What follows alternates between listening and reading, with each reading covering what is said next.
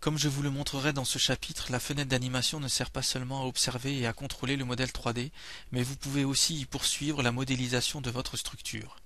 Il est quelquefois plus facile de modéliser des détails complexes tels que la balustrade d'un balcon dans la fenêtre d'animation que dans une fenêtre 2D représentant la vue en plan ou une élévation.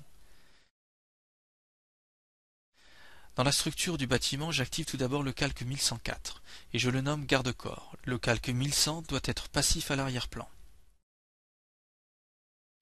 Ouvrons ensuite la fenêtre d'animation et rendons-nous dans les propriétés de la fonction garde-corps.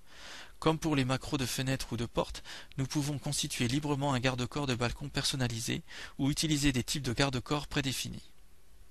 Les garde-corps prédéfinis sont accessibles dans ce menu déroulant dans la partie inférieure de la boîte de dialogue. Nous sélectionnons le garde-corps à cordes et en apercevant aussitôt une représentation dans la fenêtre aperçue en haut à droite. Aucun réglage supplémentaire n'est nécessaire.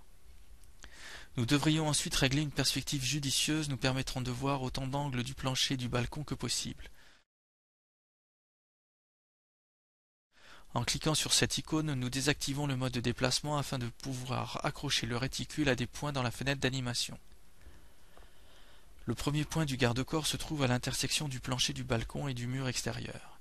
Si nous accrochons le réticule à l'angle inférieur du plancher du balcon, nous devons entrer un décalage supplémentaire de 0,15 m dans la direction Z.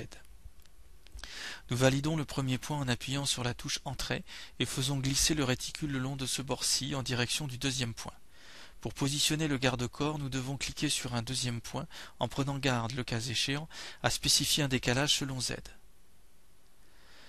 La partie de garde-corps que nous venons de dessiner ne comporte pas de subdivision. En revanche, je voudrais insérer une subdivision dans le garde-corps garnissant le long côté du balcon. Nous cliquons donc sur le bouton « Clore la zone » ici, et nous constatons qu'un poteau est automatiquement créé à l'angle du balcon. Nous pouvons ensuite entrer le nombre de subdivisions à 4 pour le segment suivant. Un aperçu du garde-corps est visible au niveau du réticule. Nous positionnons le garde-corps en cliquant sur le point suivant à l'extrémité droite du balcon. Nous devons ensuite clore cette zone et rétablir le nombre de subdivisions à 1. Les deux derniers points ne sont pas visibles dans cette perspective. Nous réglons donc une perspective plus adaptée.